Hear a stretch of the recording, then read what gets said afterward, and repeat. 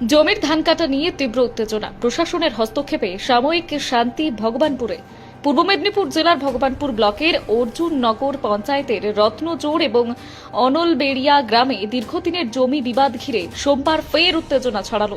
প্রায় ৮০ বিঘা খাস জমির ধান কাটাকে কেন্দ্র করে দুই গ্রামের চাষিদের মধ্যে বারবার উত্তপ্ত পরিস্থিতি তৈরি হয়।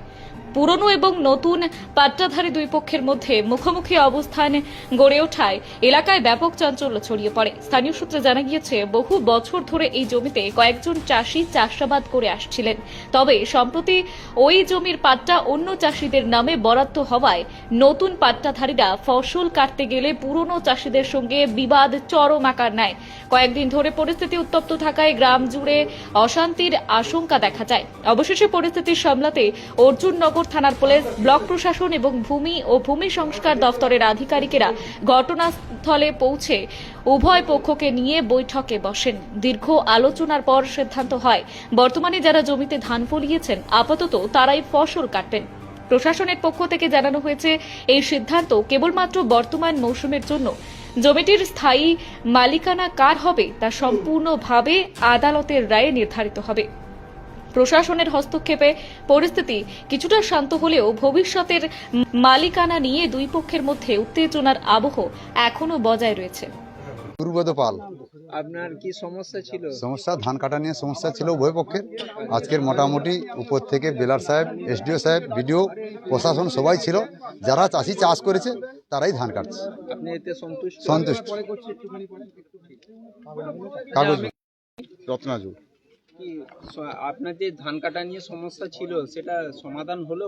না, আমাদের এখন সমাধান হয়নি। আমাদের উপারে জায়গা আছে, ইনাদের সমাধান হয়েছে। যে চাষ করেছে তারা সবাই বলছে হ্যাঁ চাষ করেছি, আর তারাই ধান কাটবে। এই যে প্রশাসনের এই পদক্ষেপ কতটা খুশি? খুব সুন্দর, খুশি। এতে খুশি আমরা, যথেষ্ট খুশি আমরা। আর স্যারদের আমাদের শতকোটি প্রণাম জানাই। এখানে বসে একটা সিদ্ধান্ত করে গেলেন, এটা খুব আনন্দের কথা।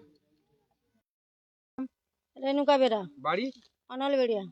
বলছি, যেটা এই যে ধানের চাষ নিয়ে যেটা সমস্যা ছিল, আজকে তো প্রশাসনের তরফ থেকে এসে কিছু জায়গার সমস্যার সমাধান হলো। আপনার এই জায়গা শুধু মাত্র যেটা সমস্যার সমাধান উঠে এলো, যে কৃষকরা যে অরিজিনালি যারা চাষ করেছে ধান ফসলটা, সেই ফসলটা সেই তুলতে পারবে। এটাই সমস্যার সমাধান হচ্ছে এবং হবেও। সেটা এখনই হলো, আর এখন কিছুক্ষণ পরে আপনাদের এখানে আসবে। এটা যদি হয় আপনারা কতটা খুশি মনে না, এটা যদি হয় আমরা সবাই খুশি, সবাই খুশি।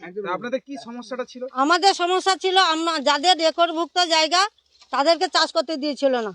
সেই রেকর্ডভুক্ত জায়গায় তারা নেমেছে, চাষ করেছে। দুবার ফসল মানে একবার তোলা হয়ে গেছে আর একবার তোলা হবে, সেটাকে ওরা বাধা দিয়েছিল।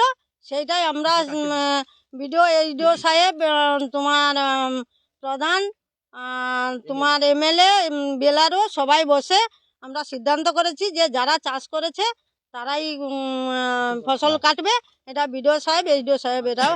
কারা বাধা দিচ্ছিল? বাধা দিয়েছিল টিএমসি লোকেরা, তাহলে কি যারা চাষি নয়, যাদের কাগজ নেই। তাহলে তৃণমূলের লোকেরাই কি এই প্রভাব খাটাচ্ছে? হ্যাঁ। আপনারা কোন দল টল করেন না, আমরা চাষির পক্ষে। আমরা যতজন চাষি আমরা আছি, আমরা সেই সব চাষি ফসল তুলবো। তারাই ফসল তুলবে, এটাই খুশি তো? এটাই খুশি। আমার নাম কেনারাম দাস, বাড়ি কুমিরাজোড়, এই মৌজারি, চাষি এবং ছেলে। এখানকার যে কৃষকদের যারা সমস্যা ছিল, আপনি আবার আপনার সঙ্গে আর একজন থেকেই কিন্তু এই যে সমস্যাগুলো সমাধান করলেন পুলিশ প্রশাসন থেকে, কি বলবেন? সমস্যা যেটুকু সমাধান হয়েছে আমরা খুশি হয়েছি, কিন্তু আরও কিছু সমাধান আছে। যেখানে 29 জন আমাদের প্রধান সাহেব, আমাদের এই অর্জুননগর অঞ্চলের প্রধান সাহেব নাম দিয়েছেন, তাদের মধ্যে 12 জন চাষি রয়েছে, আর বাকি সব চাষি হচ্ছে ভুয়া। তাদের কাগজ নেই, তাদের মিথ্যাভাবে ঝুঁকিয়ে একটা পলিটিক্যাল ক্যাওস তৈরি করার চেষ্টা করছে আমাদের প্রধান সাহেব এবং আমাদের এলাকার লোকাল তৃণমূলের নেতৃত্বরা। এবং আমরা একটু আগে একজনের নাম আমরা ঘোষণা শুনেছি, তাপস দাস। ওনার নাম ঢুকিয়ে দিয়েছে, উনি ব্যক্তিগতভাবে কিছুই জানে না যে ওনার নাম অ্যাড করা হয়েছে। এইভাবে অনেক লোকের নাম ঢুকিয়ে দেওয়া হয়েছে যারা আদৌ চাষ করে না, তাদের কোনো জায়গার কাগজ নেই, শুধু পলিটিক্যালি প্রভাব ফেলানোর জন্যই এবং এলাকাতে একটা ক্যাওস তৈরি করার জন্য আমাদের এই মৌজা এবং এই বুথের তৃণমূলের নেতৃত্ব তথা আমাদের প্রধান, আমাদের এই বুথের পঞ্চায়েতরা জড়িত থেকেই একটা ক্যাওস তৈরির চেষ্টা করে চলছে, যাতে আমরা আগামী দিনে ওই জায়গায় সমস্যায় পড়ি, আমরা কাগজ পেতে সমস্যা হয় সেই ব্যবস্থা করছে। আমরা আগামী দিনে আইনি পথে অবশ্যই যাব। সাময়িকভাবে যে কাজটা হচ্ছে ওটাতে আমরা যদি ধান তুলতে পারি আমরা খুশি হব।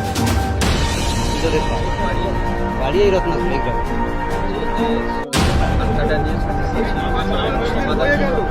ধান কাটা নিয়ে একটা সমস্যা ছিল আমাদের কাগজপত্র রয়েছে এবং আমরা খাস জায়গা দীর্ঘদিন চাষ করে আসছি। এই বছর আমাদের ফসল কাটা বন্ধ রেখেছে, এটা অফিসার এসে প্রশাসন দপ্তর থেকে এসে আমাদের ফসল কাটার ব্যবস্থা করে দিয়েছে। কিন্তু আরও একটা জের রেখে দিয়ে গেল যে কাগজ বলে আমাদের যে জমিটা তোমাদের, এইটা এখনো আর বললো না। আর এটাও বলছে না যে তোমাদের কাগজটা বললো, যেটা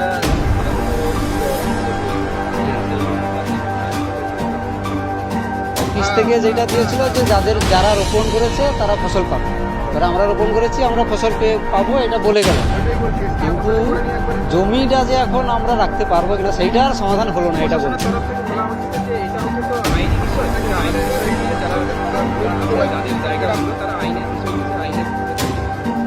আমাদের এই মুহূর্তে কিছু ধরুন ফসল নষ্ট হয়েছে, গাছ শুয়ে পড়েছে, কাটতে অসুবিধা হবে, দেরি হয়ে গেল, সেইটা নিয়ে আমরা এখন আর কি করবো।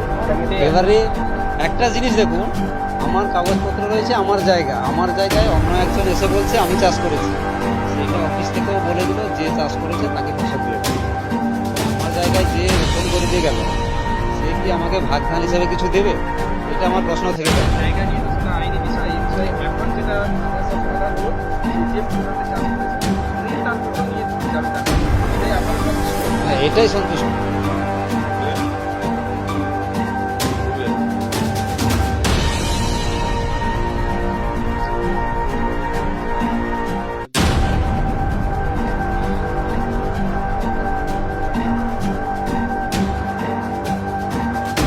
বলতে এটা দীর্ঘদিনের এই যে সমস্যা 2007 সালের আগে থেকে সমস্যা হয়ে গেছে।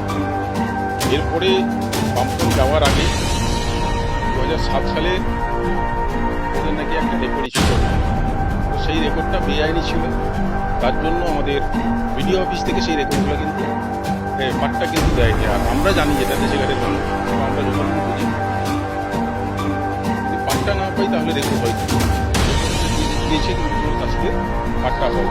আমাদের মূল লক্ষ্য ছিল যে সমস্ত চাষিরা পাট্টা সমেত হচ্ছে রেকর্ড পাক, এবং এই মুহূর্তে 2024-এর লাস্টের দিকে রেকর্ড বের করে কিছু চাষি, ওই চাষিদের মধ্যে।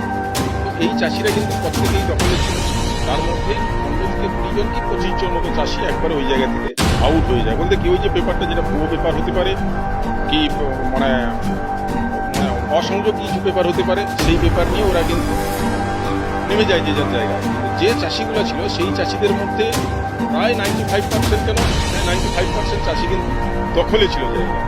এরপরে হয় কি 2024 সালের লাস্টের দিকে ওরা প্রত্যেকটা দাগে দাগে যে চাষিগুলো, ধরো আমি ছিলাম পশ্চিম সাইডের মাঠে, কেউ ছিল পূর্ব সাইডের মাঠে, তারা কিন্তু ওইলারেশন করে চলে আসে। সেই চলে আসতে গিয়ে দেখা যাচ্ছে এই যে 20 থেকে 25 জন চাষি, গরিব চাষি, একবার মেহনত করা গরিব চাষি যারা আজকে 30 বছর চাষ করে এসছে, তারা কিন্তু অলরেডি বঞ্চিত হয়ে গেছে। তারা আবেদন করে যে এই জিনিসটা কী করে হয়, একটা সুস্থ বিকাশের জন্য আমরা চাইছিলাম। যাই হোক, সেরকম একটা জায়গায় প্রশাসনিকভাবে যদি আমাদের বা আমাদের নেতৃত্ব দ্বারা সৌবুদ্ধি উদয় মানুষদের দ্বারা যদি আমাদের এই জিনিসটা মিউচুয়াল হয়ে যায় খুব ভালো। এটা দীর্ঘ টানা পড়ে নেয়। আমাদের বিডিও অফিসে বসা হয়েছিল, যেটা হচ্ছে আমাদের দুপক্ষের প্রতিনিধিরা ছিল, বসে যে সিদ্ধান্তটা হয়েছে সেই সিদ্ধান্ত মূলেই কিন্তু আজকের সেই কাজ চলছে।